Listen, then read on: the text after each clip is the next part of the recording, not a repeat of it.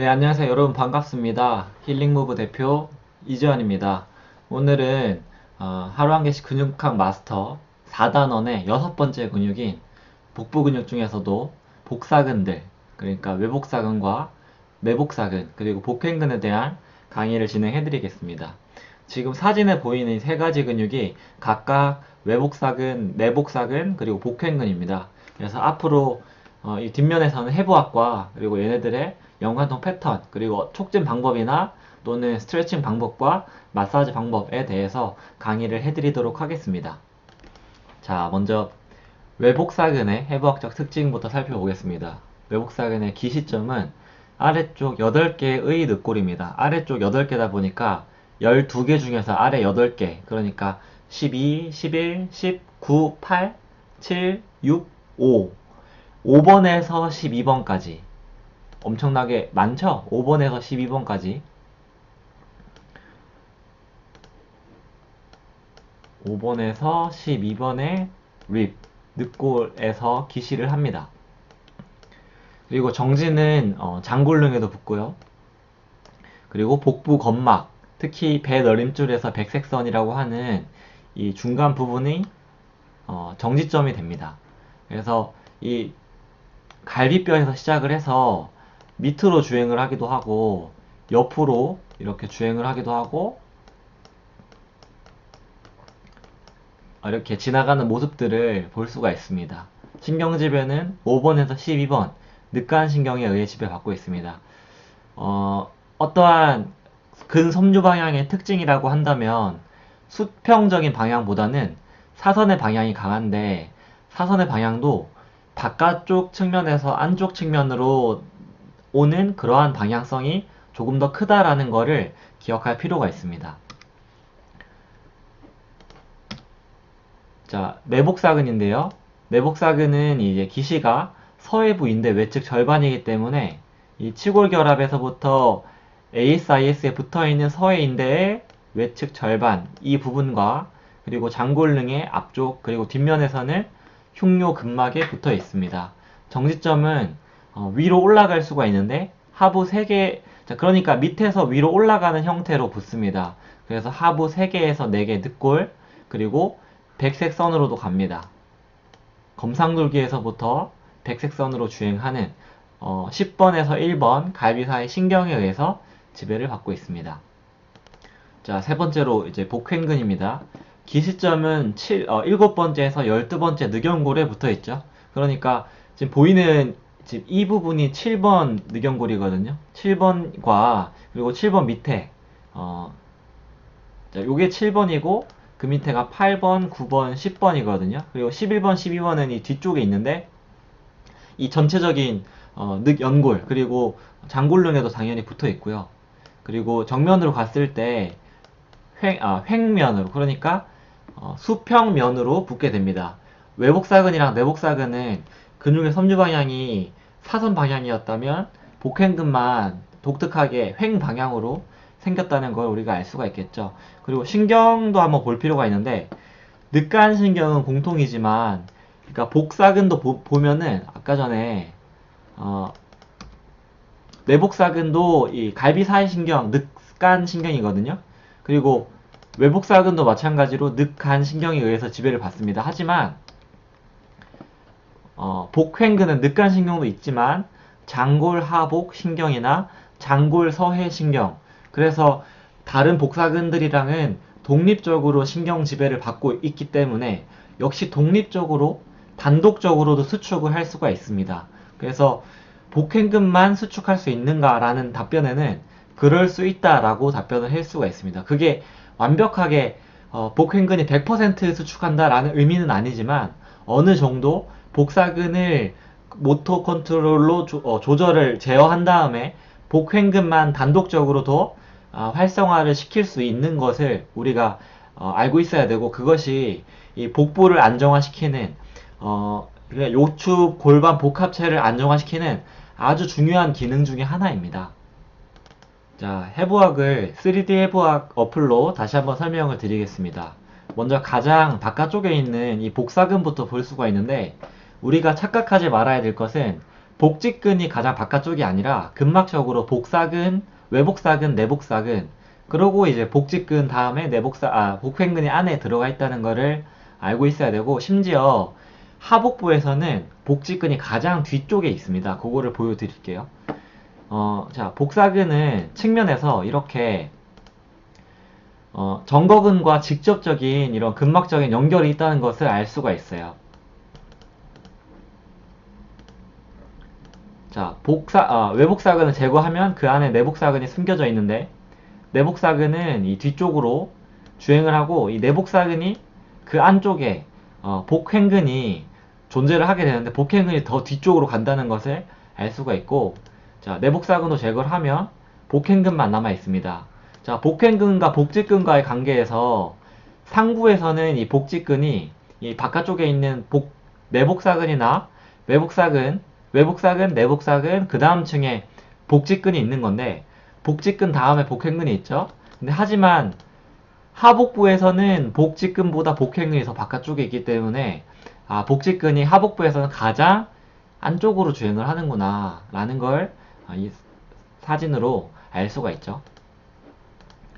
자, 외복사근만 한번 단독적으로 봤더니 제가 보여드렸던 그 사진입니다. 하지만 측면에서 바라본다면, 뒤쪽으로, 정말 이 뒤쪽으로 갈비뼈에 5번째 갈비뼈까지 이렇게 모든 갈비뼈에 붙는구나 라는 걸 알 수가 있죠. 그렇기 때문에 이 갈비뼈에 대한 조절작용을 잘 할 수밖에 없어요. 그래서 조절을 한다면 갈비뼈를 이 방향으로 당길 수밖에 없기 때문에 이 외복사근은 갈비뼈를 더 좁게 만드는 작용을 할 수밖에 없다는 것을 해부학으로 알 수가 있어요.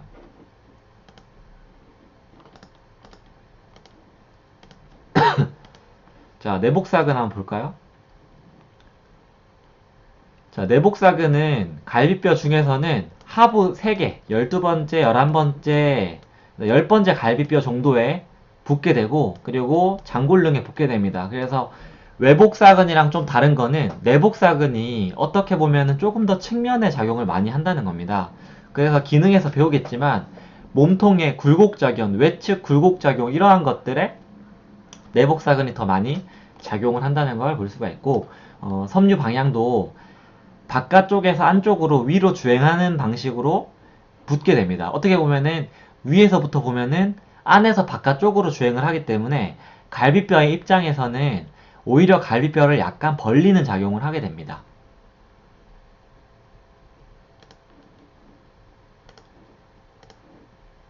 자, 마지막으로 이제 복횡근이죠. 자, 복횡근. 복횡근은 내복사근이랑 생김새가 상당히 비슷한데, 그것보다는 훨씬 이런 수평적인 섬유이고, 뒤로 가서는 훨씬 더 이 척추 쪽으로 가까이 가서 붙어져 있다는 거 볼 수가 있게 됩니다. 3가지 근육의 특징을 3D 해부학으로 살펴보았습니다. 자, 이 복사근들에 대한, 또 복횡근에 대한 기능을 한번 살펴보겠습니다. 복사근은 양쪽이 작용해서 내복사근이든 외복사근이든 중요한 것은 복압을 높인다는 겁니다. 복압은 상당히 중요한데, 우리는 복부의 압력을 통해서 허리를 안정화시키는 기전을 가지고 있습니다. 허리 안정화시키는 가장 대표적인 기전 중에 하나가 바로 복압입니다. 그리고 몸통을 굴곡하는 작용을 하고 있고, 둘 다 회전의 작용을 하는데, 외복사근, 그러니까 만약에 몸통을 제가 오른쪽으로 이렇게 돌린다면 제 왼쪽 외복사근과 오른쪽 내복사근이 수축을 하는 겁니다. 그래서 같은 쪽에 있는 내복사근과 반대쪽에 있는 외복사근이 수축을 해서 짧아질 때 회전을 시킨다, 이렇게 보면 되고요.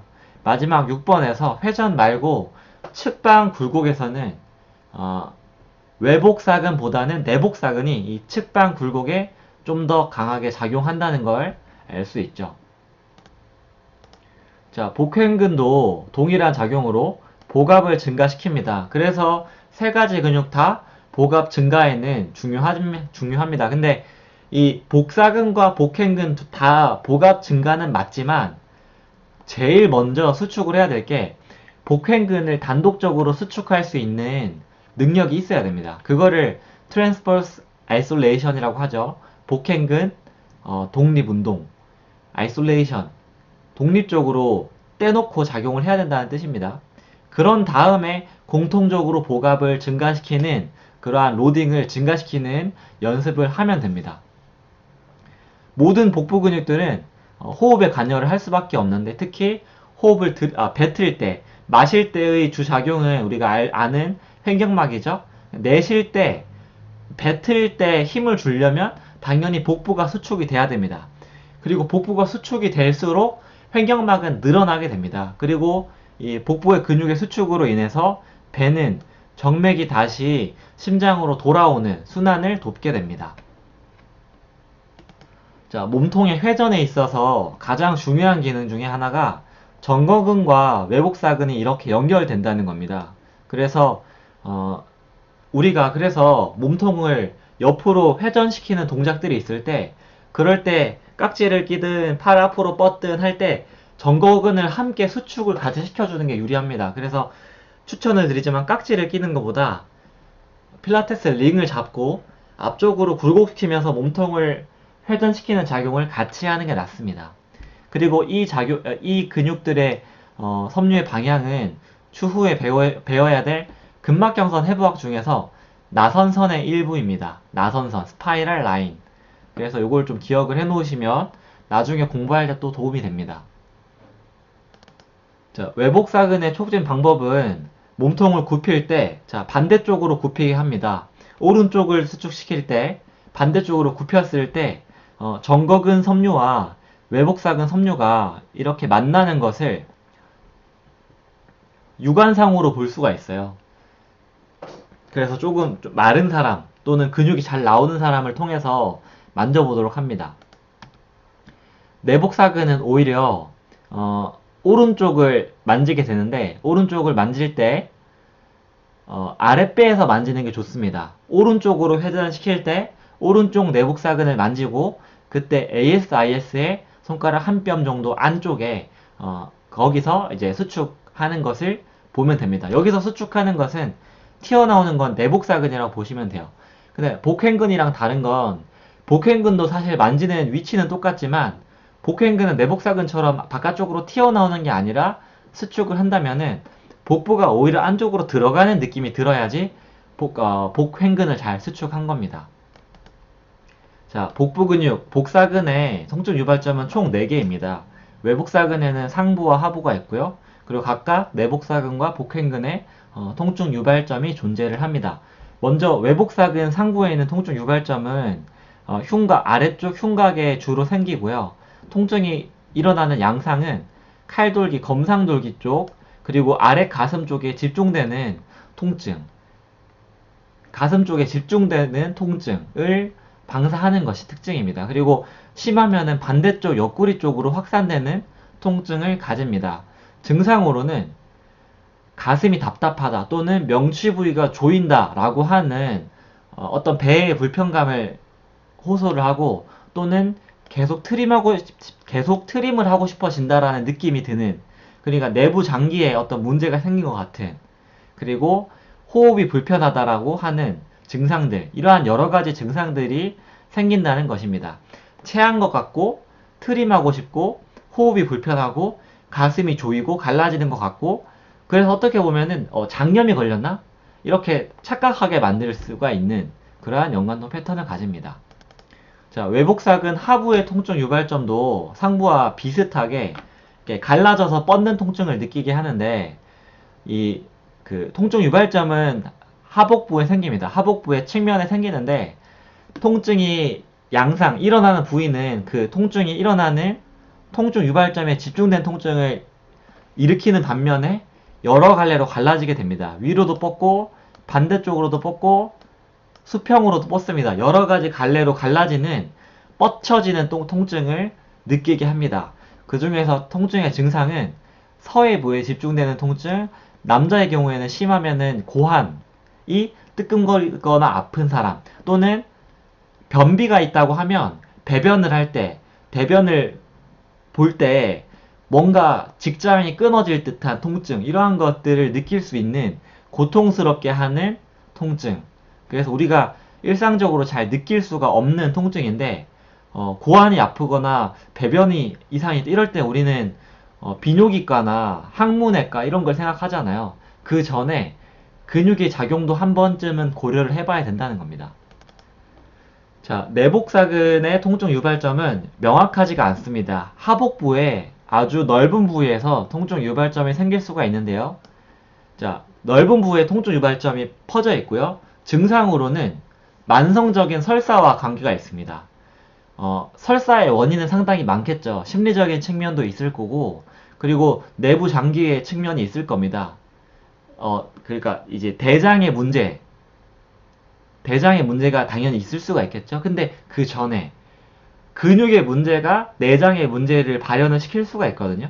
그래서 이 대장의 문제를 일으키는 근육 중에 하나가 바로 내복사근입니다. 내복사근이 그래서 문제가 생기면 만성적인 설사, 그러면서 비뇨생식기에 약간의 문제로 요로 괄약근이 가민해지면서 빈뇨나 잔뇨, 빈뇨는 소변을 자주 느는 거죠. 잔뇨는 소변이 뭔가 남아있는 듯한 느낌, 그러한 걸 때 느끼는 겁니다. 이러한 비뇨생식기적인 질환이나 아니면 만성적인 설사, 이러한 것들과 관련이 있겠습니다.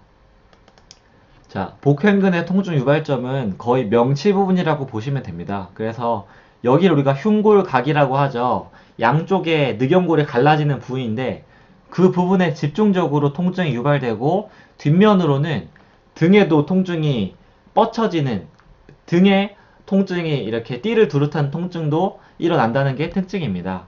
그래서 검상돌기, 칼돌기에 집중되는 통증을 가장 많이 느끼고요. 심하면은 등으로도 통증이 확산이 됩니다. 특히 기침을 할 때 우리가 기침을 하면은 호흡이 뱉는 호흡이 강하게 이루어지거든요. 그럴 때 복횡근의 이 통증 유발점이 자극이 되면서 통증을 일으킬 수가 있습니다. 자, 스트리핑 방법은 이, 클리니컬 마사지에서 스트리핑법, 이게 복횡근이나 복사근을 만질 때 상당히 유용한 방법입니다. 근육의 결이나 결 반대 방향으로 그대로 끌고 올라오는 방법이 있는데, 자, 엎드린 상태라고 했을 때 한 손은 이렇게 골반을 고정해주고 반대 손은 서해부 쪽에다가 손가락을 깊게 넣습니다. 이런 식으로.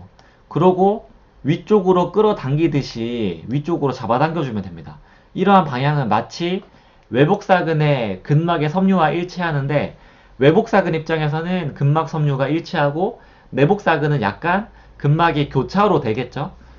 어쨌든 이 부분은 이 하부 복부는 복직근, 복사근, 복횡근 다 있는 거기 때문에 손을 댄다면 손 안에는 그 근육들이 다 있는 겁니다.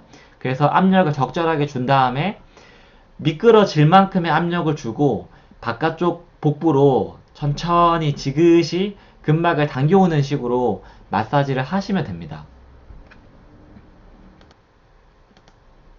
자, 스트레칭을 할 때는 대상자를 옆으로 눕게 하고 옆구리가 벌어져야 되기 때문에 지금 고정을 하는 반대쪽 옆구리 밑에는 어떤 보조 도구를 넣어 놓는 게 좋습니다. 그러한 상태에서 손을 양쪽으로 벌려주는 것처럼 시행을 하도록 합니다.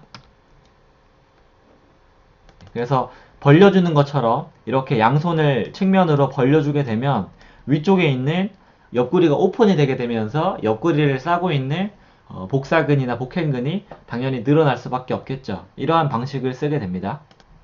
자, 또는 누워서 이러한 형태로 스트레칭 하는 것도 상당히 효과적인데, 기지개를 키듯이 우리가 누워서 제일 처음 일어나는 행동이 몸을 비틀면서 기지개를 키는 거잖아요. 그래서 기지개를 키는 것처럼 몸통과 다리를 반대로 합니다. 그때 이 왼쪽 사진은 내복사근을 늘리는 거고요. 이쪽 내복사근, 그리고 오른쪽 사진은 외복사근을 늘리는 겁니다. 양쪽이 다르긴 하지만 구분하지 말고 양쪽 다 같이 해주시면 되겠습니다. 자, 마지막입니다. 복사근이나 복횡근이 문제가 되는 활성화 요인이 이렇게 8가지 정도가 적혀져 있는데요. 첫 번째로는 내장 질환이 있을 때 활성화가 됩니다. 또는 정신적인 스트레스. 두 번째가 복식호흡. 복식호흡을 할 때 얘네들은 많이 쓰이기 때문에 과활성화가 될 수가 있습니다. 또한 위궤양이나 장내 기생충, 맹장염 수술 후의 상처 이러한 것들에 의해서 DP가 유발될 수 있고 몸을 꼬는 자세와 같이 계속적인 반복적이고 지속적인 자세에 의해서 올 수가 있습니다. 변비로 인해서 오랫동안 변기에 앉아서 힘주는 것도 역시 활성화 요인이 되겠고 마지막으로 구조적으로 부적절함이 있을 때 한쪽 다리가 짧거나 골반이 한쪽이 작은 경우에 구조적으로 달라진 경우잖아요. 그럴 때 당연히 보상작용으로 근육에 문제가 생길 수가 있겠습니다. 네, 오늘은 복부 근육, 내복사근, 외복사근, 복행근에 대한 강의를 해드렸습니다. 다른 날보다는 좀 강의가 길었네요. 자, 오늘 강의는 여기까지고 또 다른 내용으로 찾아뵙도록 하겠습니다. 오늘도 시청해주셔서 감사합니다.